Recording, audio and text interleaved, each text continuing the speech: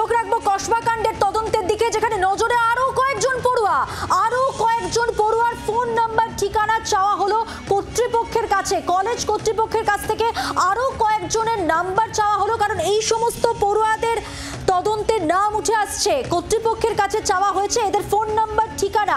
আগামীকালের মধ্যে পুলিশ তলব করেছে এদেরকে, নোটিশ পাঠিয়ে জিজ্ঞাসাবাদ করা হবে।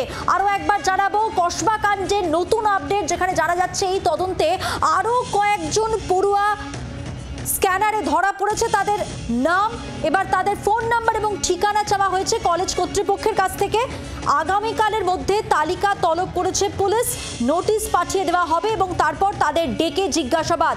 কসবা কাণ্ডে জড়িত সন্দেহে আরও কয়েকজন পড়ুয়ার ফোন নাম্বার ঠিকানা চাওয়া হয়েছে কর্তৃপক্ষের কাছে, চাওয়া হয়েছে ফোন নাম্বার এবং ঠিকানা। ইতিমধ্যে এই ঘটনার তদন্তে সিট গঠিত হয়েছে এবং আরো কয়েকজন পড়ুয়া এবার পুলিশের স্ক্যানারে। প্রতিনিধি পিয়ালি মিত্র রয়েছেন, জেনে নেব তার কাছ থেকে লেটেস্ট আপডেট। পিয়ালি, দেখো তুমি ওই ছাত্রী যেটা পুলিশকে জানিয়েছিল সেদিন যখন ঘটনা ঘটে তার আগে ইউনিয়ন রুমে তিনি সহ 7 জন ছিলেন।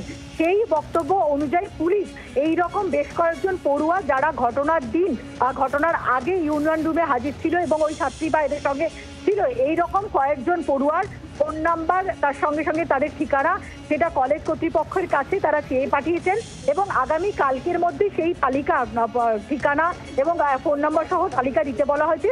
সেই তালিকা দেওয়ার পর পুলিশ তাদেরকে সমন পাঠিয়ে জিজ্ঞাসাবাদের জন্য তলব করবে এবং তাদের কাছে জানতে চাইবেন যে নির্দিষ্টভাবে সেদিন তারা কখন পৌঁছেছিলেন। তারা অনেকেই বেরিয়ে গিয়েছিলেন। গতকালকেই আমরা জানাচ্ছিলাম যে যিনি বর্তমান জিএস রয়েছে এই অঘোষিত ইউনিটের কলেজের, সেই জিএসও তিনি তার কোনো কাজ রয়েছে তার জন্য তিনি বেরিয়ে যাচ্ছেন, পরে ফিরে আসবেন বলে চলে গিয়েছিলেন। তাদের এই গোটা বিষয় সম্পর্কে কোনো রকম কোনো নলেজ ছিল কিনা, মনোজিৎ বা এদের হাবভাব থেকে তারা কিছু একদমই তাদেরও জিজ্ঞাসাবাদ করে তথ্য জানতে চাইবে পুলিশ। আপাতত ধন্যবাদ পিয়ালি, তোমাকে কথা বললাম প্রতিনিধি পিয়ালি মিত্রর সঙ্গে। বাংলার আওয়াজ, বাঙালির আবেগ, জি 24 ঘন্টা।